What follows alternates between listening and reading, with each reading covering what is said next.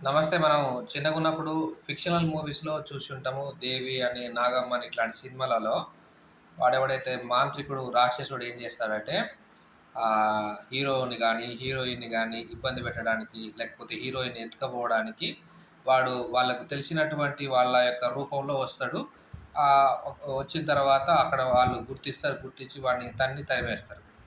అట్లనే వాళ్ళేదైనా మంచి పని జేయాలనుకున్నా గానీ, ఆ మంచి పని చెడగొట్టాలని వాళ్ళకి ఏదో ఒక రూపంలో వచ్చి చెడగొడదామని చూస్తుంటాడు. అంటే రూపాలు మార్చుకొని వచ్చినా గానీ, హీరో, హీరోయిన్ గుర్తిస్తారు. వాడిని తన్ని తరిమేస్తారు.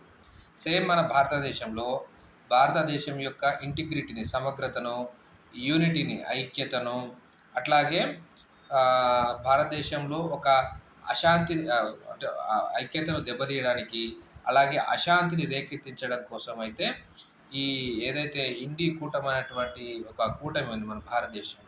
వీళ్ళేం చేస్తుంటారంటే, సందు దొరికితే ఏదో ఒక అశాంతిని, ఏదో ఒక అన్‌రెస్ట్‌ని క్రియేట్ చేయాలని చూస్తుంటారు భారతదేశంలో. దీనికి రకరకాల రూపాలతో వస్తుంటారు. గతంలో మనం చూసినట్టయితే కేంద్ర ప్రభుత్వం తీసుకొచ్చినటువంటి 3 రైతు చట్టాలకు వ్యతిరేకంగా అయితే వాళ్ళు షాహీన్ బాగ్‌లో సుమారుగా 5, 6 నెలలు రైతుల పేరుతోటి కొద్దిమంది పెయిడ్ ఆర్టిస్ట్‌లను పట్టుకొచ్చి అక్కడ పెట్టేసి షాహీన్ బాగ్‌లో ఒక రకమైన అశాంతిని క్రియేట్ చేసినారు. దాని తర్వాత ఈ ఈవీఎం ట్యాంపరింగ్ జరిగిందని చెప్పేసి ఇంకో రకమైనటువంటి ప్రొటెస్ట్‌లు చేసిండ్రు. అదొక రూపం. దేశంని ఇబ్బంది పెట్టడం కోసం. ఇప్పుడు ఈ సీజేపీ అనేదేందంటే, ఈ సీజేపీ కూడా సేమ్. వీళ్ళేం చెప్తారంటే, మేము నిరుద్యోగుల గురించి, విద్యార్థుల గురించి మాట్లాడతామని చెప్తారు. ఒకొక్క ముసుగు. కానీ అసలు ముసుగు ఏందంటే, వీళ్ళు దేశద్రోహ కార్యక్రమాలు చేయడం వీళ్ళ యొక్క అసలైన ఉద్దేశ్యం. అమెరికా ఎవరైతే జార్జ్ సోరోస్ వాడిని ఎంగిలి మెతుకులు తిని, ఈ భారతదేశంలో అశాంతిని క్రియేట్ చేయాలనేది వాళ్ళ ముఖ్య ఉద్దేశ్యం. దీనికి నేను ఒక 2, 3 ఉదాహరణలు చెప్తాను. అయితే ఈరోజు ఢిల్లీలో పార్లమెంట్ మార్చ్ అనేది జరిగింది. ఈ పార్లమెంట్ మార్చ్‌లో అక్కడికి వచ్చినటువంటి ఒక సీజేపీ యాక్టివిస్ట్ ఏమంటాడంటే ఆడు ఒక సీరియస్‌గా మేము ఈ పార్లమెంట్‌ని డెమాలిష్ చేస్తామంటాడు. దాని తర్వాత మేము నేపాల్‌లాగా దేశాన్ని మారుస్తామని మాట్లాడతాడు. అంటే నీ ఉద్దేశ్యం ఏంది? నువ్వు అక్కడికొచ్చిన ఉద్దేశ్యం ఏంది? ఎవరైతే ధర్మేంద్ర ప్రధాన్‌ను రాజీనామా చేయాలనే ప్రొటెస్ట్ తోటి నువ్వొచ్చినావు.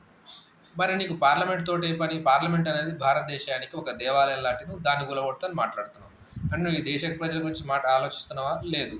నీ ఉద్దేశ్యం ఏందంటే ఈ దేశంలో అశాంతిని అనేది క్రియేట్ చేయడం. సో, ఇక్కడ ముసుగు మాత్రం విద్యార్థులు, నిరుద్యోగులని చెప్తారు. వాడు అక్కడ ఆజాదీ కావాలంటాడు.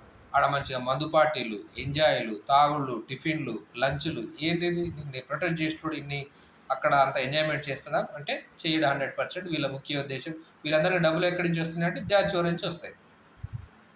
అయితే కొద్దిమంది నాకు తెలిసినటువంటి వ్యక్తులు కూడా ఏమంటారంటే నేను చూస్తున్నాను. వాళ్ళేదో ధీరోద్ధర వాళ్ళేదో మొత్తం స్వాతంత్ర సమరయోధుల్లాగా ఫీల్ అయ్యి వీళ్ళు స్టేటస్‌లు పెడతారు. నువ్వు 100% పెట్టుకో. నీకు భారతదేశంలో రాజ్యాంగం ప్రకారము ప్రజాస్వామ్యబద్ధంగా ప్రొటెస్ట్ చేసుకోవడానికి నీకు అవకాశం ఉంది. అంతేగాని ఆహ్, హ్మ్, వయలెన్స్ చేసేటువంటి హక్కు ఎవరికీ లేదు. కాబట్టి ఈ ముసుగులు ఏ ముసుగులు వచ్చినా భారతీయ ప్రజలు గమనిస్తున్నారు. ఈ ముసుగు తీసి ముసుగులోనే తరిమేసేటువంటి ఆలోచన కూడా ప్రజలు చేస్తున్నారు. కాబట్టి జాగ్రత్తగా ఉండాల్సిందేందంటే ఏ ముసుగులో వచ్చినా దేశ భద్రతకు, దేశం యొక్క సమైక్యతకు ఇబ్బంది కలగకుండా చూసుకోవాలనేది ముఖ్య ఉద్దేశ్యం.